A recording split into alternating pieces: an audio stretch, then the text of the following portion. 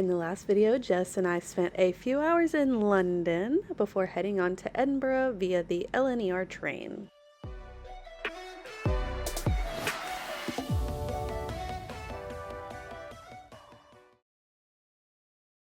With our flight benefits, we could have flown from London to Edinburgh for nearly free, but we decided to buy a ticket on the train because it's way less stress than flying standby and it's way more scenic. It was also only about $100 a person, which I think is pretty good. It's about a 4.5-hour train ride, and we got to Edinburgh around 8 p.m. But you can't really tell because it's still really bright outside, because this time of year it doesn't get dark until significantly later.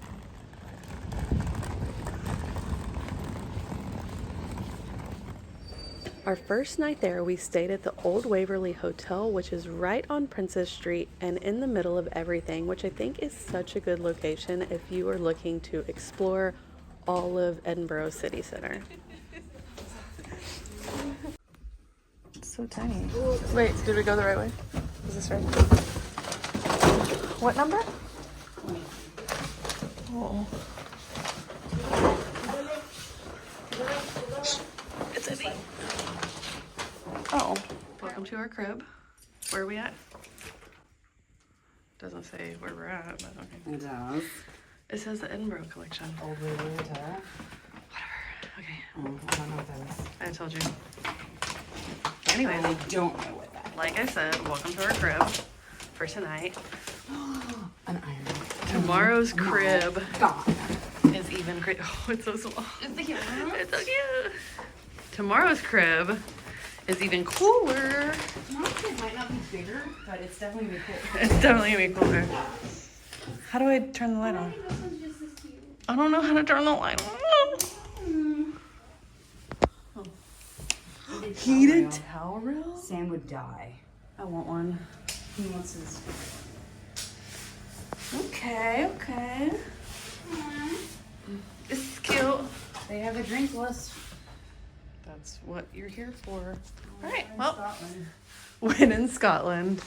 And earlier it was when in London. Okay, that's it for the tour. Bye. Our original plan was to rent a car and do a lot of Outlander sightseeing, but unfortunately we just didn't have the time. However, we did get to go here, which was still really cool. And if you're a big Outlander fan, you will recognize this as the A. Malcolm print shop. We can do whatever.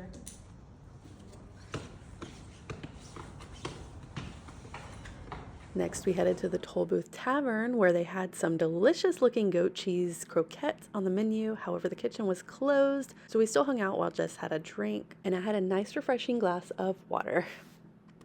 And even though I wasn't there for Taylor Swift like Jessica was, it was still cool seeing all the shops and parts of the city decked out in Taylor Swift things, like the Tortured Poets Department wrapped tram.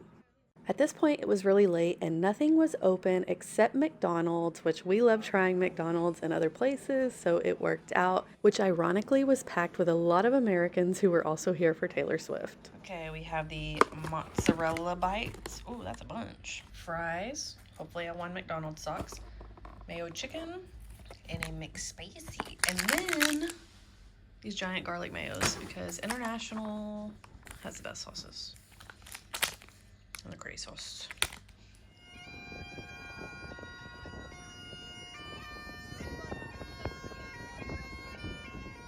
We got a late start because that's just how we are, but we headed straight to the Tollbooth Tavern so I could get my hands on these goat cheese croquettes that I had been dying for since the night before when I saw them on the menu. I started out with a Bailey's and coffee and just got a cider. These were the croquettes, and we also got haggis bonbons. I had never had haggis before. The ingredients had always been a little intimidating to me, but these were actually pretty good, and maybe it's because it was fried, but it wasn't bad. Next, we headed to another popular location in Edinburgh, the World's End. This pub was mentioned in the Outlander series, but for the actual filming, they used a set location. Next, we headed to Greyfriars Kirkyard, which is a famous cemetery in Edinburgh. It's rumored to be one of the most haunted graveyards in the world. One iconic feature here is the statue of Greyfriars Bobby. Bobby became famous after spending 14 years guarding the grave of his owner who had passed. You can also visit a variety of graves that inspired the names of Harry Potter characters like this one of Tom Riddle. The Elephant House is considered to be the birthplace of Harry Potter, but at this time it was under repair after being involved in a fire. Victoria Street is a colorful curved street which is said to be the inspiration for Diagon Alley, also in Harry Potter. We stumbled upon the Wee Pub, which is the smallest pub in Edinburgh, and it was so tiny we actually missed it and had to walk back through to get back to it. This is not the same. From there, we started to make our way back to our first night's hotel, and on the way we got to see the beautiful sights of the Edinburgh Castle before grabbing our things and heading to the Fingal, which is our luxurious hotel for the next few nights. We're used to it. Probably bigger bags too, huh? Now, this is not something I would have booked or paid for by myself, but I am so glad Jessica did it and I got to experience it. It totally changed my outlook on travel stays. Now, I won't do this all the time, but on occasion, I might decide to treat myself to more luxurious and more upscale hotels. They're so pretty. Sweet sriracha seaweed chips.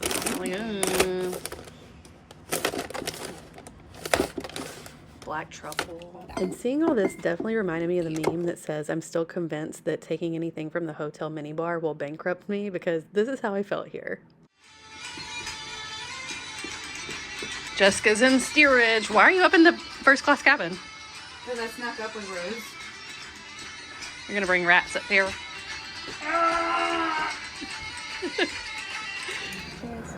Is this recording?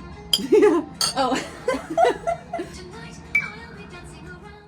For some reason, I didn't get any videos of the bathroom, but it was stunning, and the ceiling was really cool as well. Also, here's a picture of this super cute scarf I got while shopping. After getting settled in, we headed up to the Fingal Bar and Restaurant. They had a Taylor-themed cocktail, which of course Jessica had to get, and I got this really delicious, like, cherry cheesecake one. I don't remember. It was super good, though.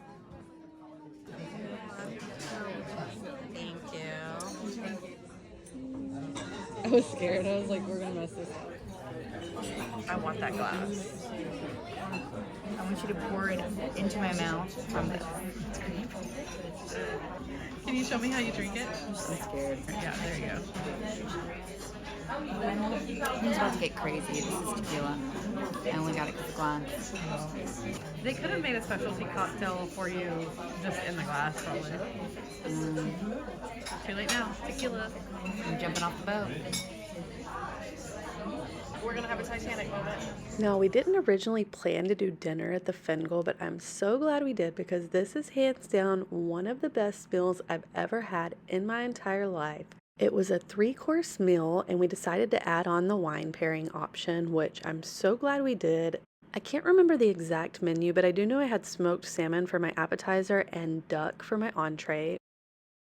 This is Can you fun. show me how to drink wine? Okay, well, if I was the queen, I would do this. Wait. No. That looks ridiculous. But I'm marrying the butler, so I'm going to drink it like this.